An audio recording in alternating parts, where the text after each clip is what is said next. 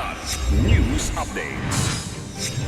Mga balita ngayon, hinihinalang gun runner sa Cebu nasa kote ng CIDG. 3 baril nasamsa. Paggunita sa EDSA People Power Anniversary, naging generally peaceful ayon sa PNP. 2 rallyista arestado.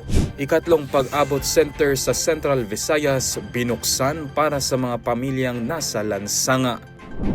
Ako po si Cesar Soriano para ihatid ang mga nangunang balita sa buong kapuluan ngayon.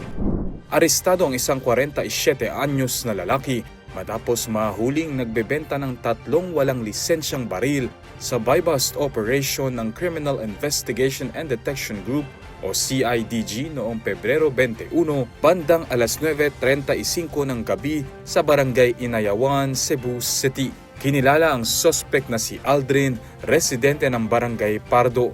Na-recover sa kanyang isang Ingram M11 9mm submachine gun at 2 kalibre 45 pistol na walang permit na paglabag sa Republic Act 10591.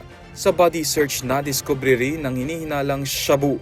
Ayon kay CIDG Director Robert A.A. Morico II, inaalam kung may koneksyon ang suspect sa mas malawak na gun running at drug networks sa Cebu.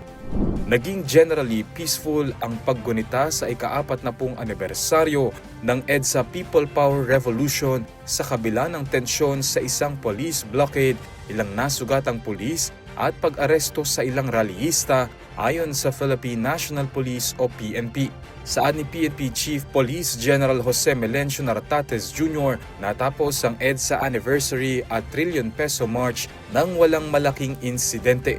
Tinatayang nasa 8,750 na katao ang dumalo sa iba't ibang lugar sa bansa kabilang sa EDSA Shrine.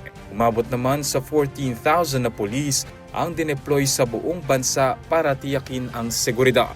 Nauna nang sinabi ni PNP Directorate for Operations Chief Brigadier General Ponce Rogelio Peñones na may maliit na grupo umano ang naghagis ng bagay sa mga pulis bago magsimula ang programa sa EDSA Shrine. 2 individual ang inaresto at nakaharap sa posibleng kasong direct assault, resistance at disobedience to a person in authority, alarm and scandal at paglabag sa lokal na ordinansa. 3 pulis naman ang nagtamo ng minor injuries tulad ng pasa, sugat at concussion. Binuksan itong Pebrero 26 ang ikatlong pag-abot processing center sa Barangay Tayud, Liloan, Cebu sa pangunguna ni Pangulong Ferdinand Marcos Jr. at ng Department of Social Welfare and Development o DSWD.